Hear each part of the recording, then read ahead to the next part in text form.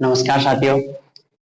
अपन लगातार ट्रोले के बारे में पढ़ते आ रहे हैं और लगातार अपन पढ़ते रहे हैं। आगे भी अपन लगातार इसी प्रकार के वीडियोस के माध्यम से एक दूसरे से जुड़ते रहेंगे। आपकी जो भी प्रॉब्लम हो आप जरूर कमेंट में बताया करो। यदि किसी एक एक भी यदि शख्स का यदि फायदा होता है तो मैं अपने आप को खुश नसीब समझूंगा। तो आज अपन पढ़ने वाले हैं स्पर्श रेखा और अभिलंब का प्राकृतिक रूप। अपन प्रत्येक टॉपिक को अलग अलग वीडियो के माध्यम से इसलिए देख रहे हैं क्योंकि जब अपन सर्च करें कोई टॉपिक उनको समझ में नहीं आए तो वही टॉपिक उनको मिले, फालतू अपना टाइम वेस्ट नहीं हो। इसीलिए अपन छोटे वीडियो के माध्यम से चीजों को देख रहे हैं। तो अपन देख रहे हैं कि अभिलंब और स्पर्श रेखा का प्राचीन रूप क्या हो सकता है। एक बार देखिए, आइए देखते हैं अपन प्राचलिक रूप अपन देख रहे हैं।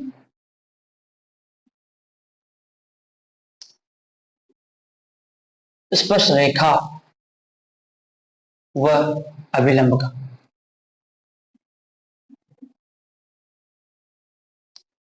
जो यहाँ पर जो प्राचल अपनों को पास जो इस पूरी समीकरण में जो प्राचल प्राप्त हुआ है, टी को मैं क्या मानूंगा? प्राचल।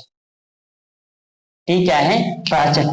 तो अपन देखेंगे कि किस प्रकार से अपनी स्पर्श रेखा का समीकरण इस रूप में आएगा और किस रूप में इसी प्रकार से अभिलंब का समीकरण किस प्रकार से अपने को क्या होता है? प्राप्त होता है। एक चीज आप याद करने की कोशिश करना, मैं वापस फिर से इस चीज को रिवाइज करा दूंगा और वापस इस चीज को वापस बता भी दूंगा कि कैसे चीज आती है, लेकिन थोड़ा सा इस वीडियो में याद रखने की कोशिश करना कि बिंदु कोई ये परवलय है, परवलय माना परवलय वाई स्क्वायर बराबर 4ax, ये परवलय है मेरे पास। यहां पर कोई बिंदु P है और यहां से कोई रेखा गुजर रही है। मैं बिंदु P ना देकर इसको बिंदु T दे देता हूं। चलो ये कोई बिंदु T है। जब ये परवलय इस बिंदु से गुजरेगी तो इसको संतुष्ट करेंगे। तो मैं क्या करता हूँ, जो प्राचलिक रूप में इस बिंदु T के निर्देशांक होते हैं वो होते हैं AT स्क्वायर 2AT, इस प्रकार से होता है।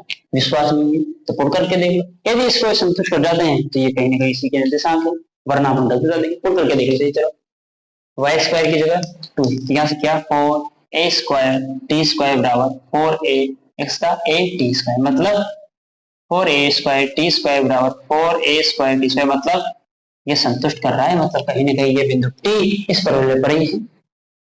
तो मतलब बिंदु जो T के निर्देशांक है वो अपने प्राथमिक रूप में क्या लिखते हैं? सही लिखते हैं।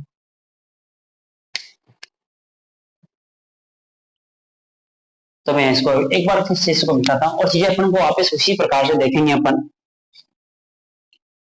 थोड़ी सी चीजें अपन ने प्राथमिक रूप में जब परवलय का समीकरण अपन ने निकाला था तो मैंने एक चीज आपको बताया था वृत्त के लिए जब अपन ने निकाला था तो एक चीज याद अपने चीज बताई थी कि अपन इस चीज को ऐसे याद रख सकते हैं। जैसे परवलय का समीकरण अपने पास होता है वाई स्क्वायर बराबर 4ax।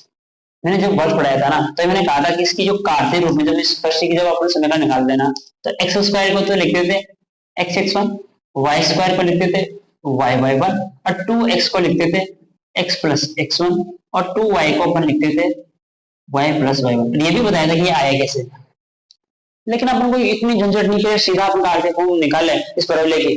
तो इस परवलय का जो स्पर्श रेखा की जो अपन कार्तीय फॉर्म निकाले तो अपन आसानी से कैसे निकाल सकते हैं। अब यहाँ जो दे रखी है उसको बदल देते हैं, वाई स्क्वायर को तो y1 लिखते हैं। चलो ठीक है। 4a को मैं क्या करता हूँ 2a तो अलग लिखता हूँ और 2x साथ में लिख देता हूँ और इस 2x को मैं क्या लिख दूँ x प्लस x। तो आप एक बार देखो, उठा के देखोगे तो जो अपने पास जो स्पर्श रेखा की जो कार्तीय रूप में समीकरण प्राप्त हुई थी ना परवलय की, वो अपने को ये प्राप्त हुई। तो चीजें एक दूसरे से जुड़ी हुई होती है, बहुत सारी चीजें होती है। गणित का यही मजा है, गणित में चीजें बहुत सारी जगह से प्राप्त की जा सकती है। एक चीज मैं कहूंगा, रिजल्ट जो होता है वो जरूर उसका एक माध्यम हो सकता है, उसको भी अलग अलग तरीके से अपन प्राप्त कर सकते हैं। उसका लंबा जो मेथड होगा हमेशा लंबा ही रहेगा। सिर्फ क्वेश्चन करने की, जब एग्जाम में करने की बात आती है, वो कोई रिजल्ट आपको सामने निकल जाता है तो उसका कोई ट्रिक नहीं है, उसको तो सीधा आपको सोल्व करना ही पड़ेगा। हाँ, क्वेश्चनों की ट्रिक होती है। जैसे अपन ने मैराथन क्लास के अंदर बहुत सारी चीजों को ट्रिक के साथ भी बताते हैं और विस्तृत तरीके से बताते हैं। इसलिए तो अपने 1 या 1.5-2 घंटे की वीडियो अपने आते हैं मैराथन क्लास की। तो अपन देखेंगे कि इस प्रकार से अपने क्या निकाल लो। मैं यहाँ से स्पर्श रेखा क्या निकाल सकता था, समीकरण। तो मैं मान लो स्पर्श रेखा का हम जानते हैं कि हम जानते हैं स्पर्श रेखा का समीकरण कौन सा रूप, कार्तीय रूप। क्या था, y(y1) बराबर 2a x प्लस x1, इस टाइप का था।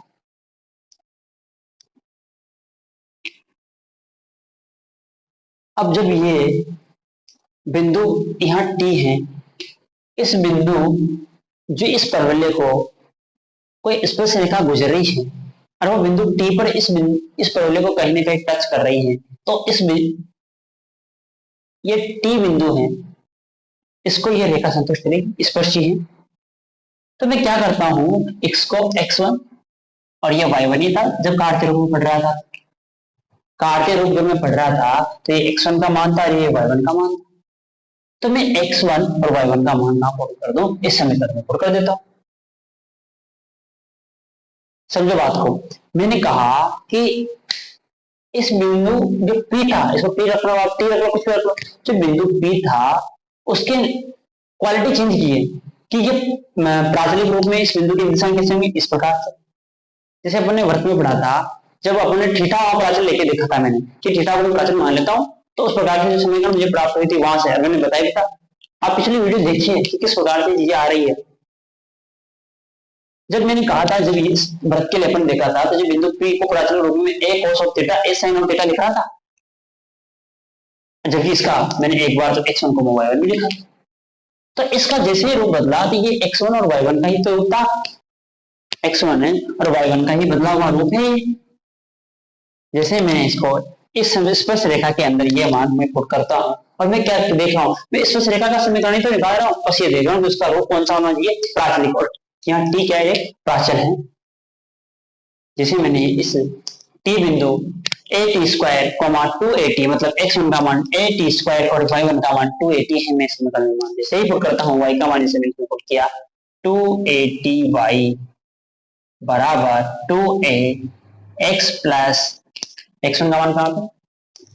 बहुत महत्वपूर्ण चीज आने वाली है, इनसे मैं लगातार 3 रिजल्ट देके अपन कुछ महत्वपूर्ण सवाल करने वाले हैं। वह 2 मोस्ट इंपोर्टेंट क्वेश्चन सीरीज के अलावा होंगे। x1 का मान देखा मैंने at², यहां से मैं 2 से 2 काट देता हूं, a से a कट रहा है मेरे पास, और यहां से मुझे जो समीकरण प्राप्त हुई ty बराबर x प्लस at², ये मेरा प्राचलिक रूप में स्पर्श रेखा का समीकरण है। ty बराबर कोष्टक x प्लस at² जो मुझे ये समीकरण को जो प्राप्त हो रही है, ये प्राचलिक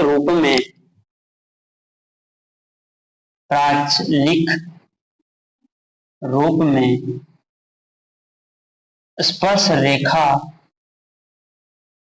का समीकरण है। अब देखिए, अब कर रहे हैं अपन अभिलंब के बारे में बात।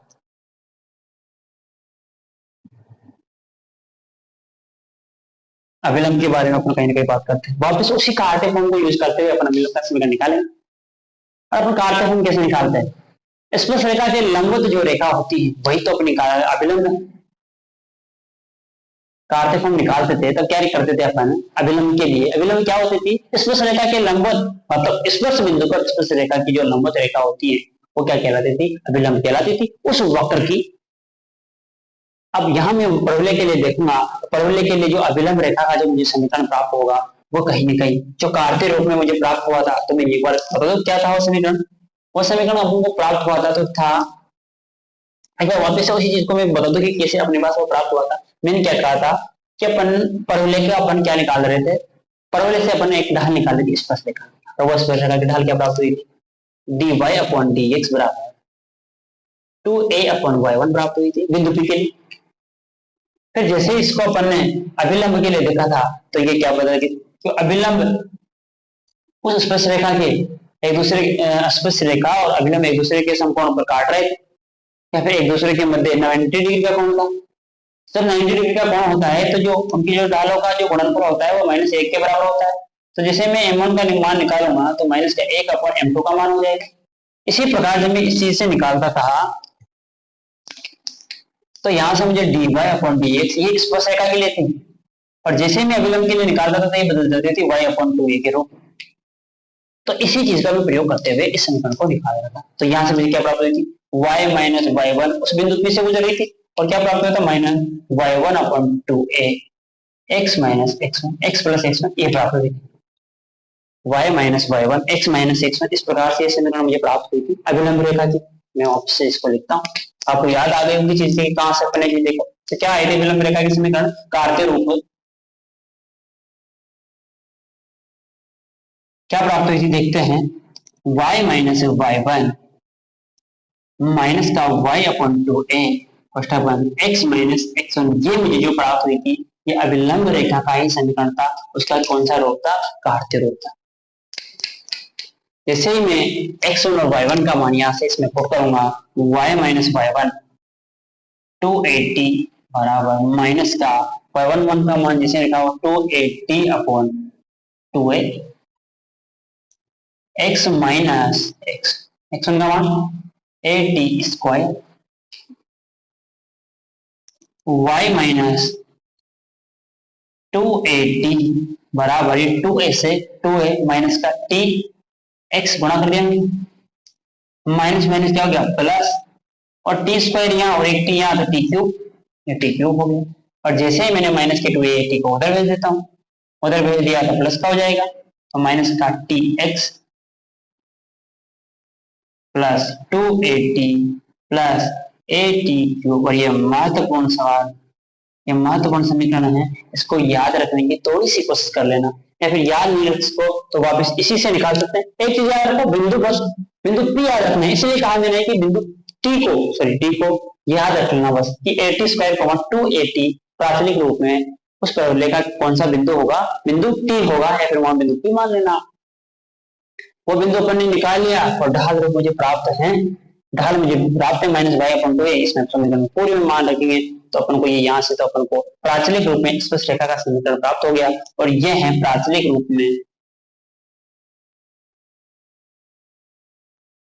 रूप में अभिलंब का समीकरण है। और मैंने यहाँ लिख दिया कि टी क्या है अपना यहाँ पे प्राचल है समीकरण ये। तो ये महत्वपूर्ण चीज है जो अपन बार बार निकाल रहे हैं। एक बार इस चीज को देखना, याद करने की कोशिश करना, वापस में एक बार रिवाइज करा देता हूँ उन सारी चीजों को कि क्या क्या मुझे कहीं कहीं से प्राप्त हुई थी। एक बार स्टोरी के टाइप का बस सुनाते हैं, मैं इसको मिटा देता हूँ। अब तक अपन ने क्या पढ़ा, अपन अब तक परवलय के बारे में अपन ने सांख्यक देखा था। सांख्यक के बाद में अपन ने देखा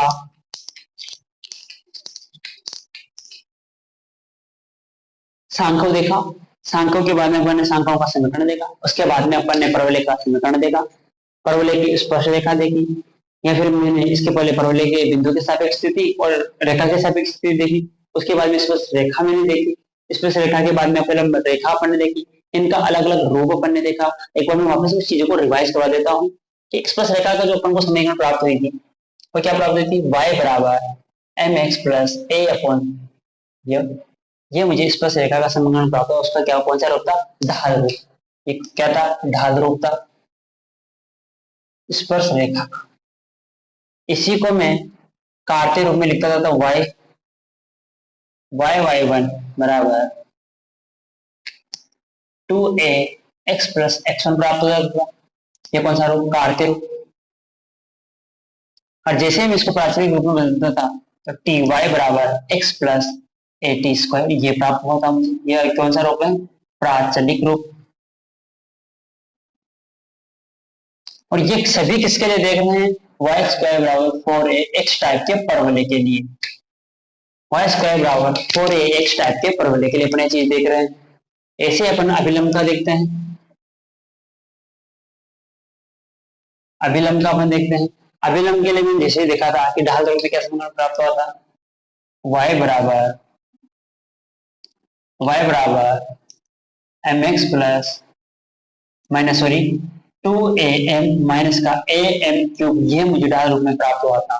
जैसे मैंने कार्य रूप देखा था तो y माइनस y1 माइनस का y1 upon 2a x minus x1, ये उसका कौन सा रूप था?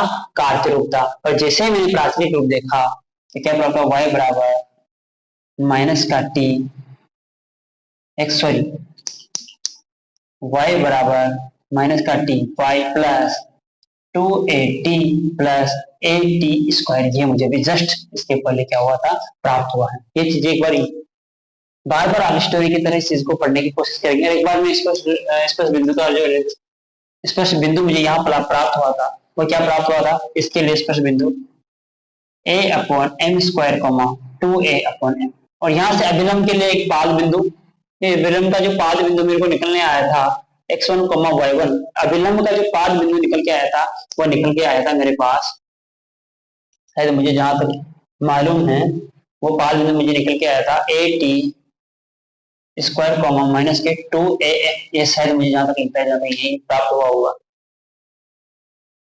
ये रिवाइज अपन मेमोराइज कर रहे हैं चीजों को। ये क्या है? अभिलंब का पाद है, एक बार भूल मत जाना, अभिलंब का पाद, जहां वो क्या बना रहा था? समकोण। तो ये चीजें थी, अपन इन चीजों को पढ़ी और लगातार ऐसी चीजें अपन पढ़ते रहेंगे।